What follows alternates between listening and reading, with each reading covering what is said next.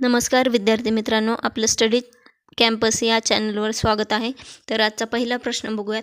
लोकहितवादी गोपाळ हरी देशमुख यांचा जन्म कुठे झाला? तर त्यांचा जन्म जो आहे तो 18 फेब्रुवारी 1823 पुणे या ठिकाणी झाला. त्यांचं मूळ गाव जे होतं ते पावस, रत्नागिरी जिल्ह्यातलं, आणि त्यांचं मूळ आडनाव जे होतं ते सिद्धे असं होतं.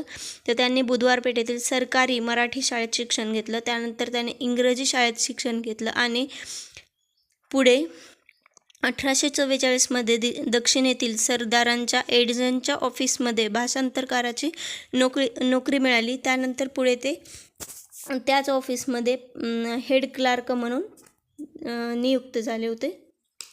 पुढचा प्रश्न बघूयात आपण.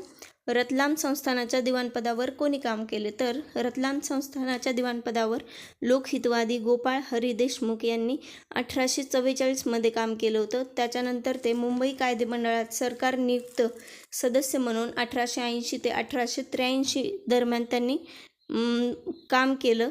त्याच्यानंतर 17 मार्च 1866 ते 1876 ही 10 वर्ष सहाय्यक न्यायाधीश म्हणून अहमदाबाद येथे काम केलं. तेथूनच ते मुख्य न्यायाधीश पदावरून निवृत्त झाले होते. तर हे लक्षात ठेवा पॉईंट, सर्व पॉईंट महत्त्वाचे आहेत.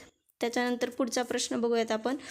गुजराती पुनर्विवाह मंडळ कोणी स्थापन केले? तर गुजराती पुनर्विवाह मंडळ जे आहे ते लोकहितवादी गोपाळ हरी देशमुख यांनी स्थापन केलं होतं. त्याचे प्रमुख जे होते ते लालाशंकर उमयाशंकर त्रिवेदी हे होते. तसंच त्यांनी त्यांचं जे इतिहासविषयक लेखन आहे ते भरपूर आहे. त्याच्यामध्ये बघा, लक्ष्मीज्ञान, ग्रामरचना, हिंदुस्थानला दारिद्र्य येण्याची कारणे हे महत्त्वाची पुस्तकं लिहिले. त्याच्यानंतर भरतखंड पूर्व, पानिपतची लढाई, पृथ्वीराज चव्हाण, पुष्पवन, हिंदुस्थानचा इतिहास, उदयपूरचा इतिहास, गुजरात देशाचा इतिहास, लंकेचा इतिहास, तसेच सुराष्ट्र देशाचा इतिहास इत्यादी पुस्तकं त्यांनी लिहिले आहेत. त्यांचं वाङ्मय हे भरपूर होतं. तर थँक्यू सो मच.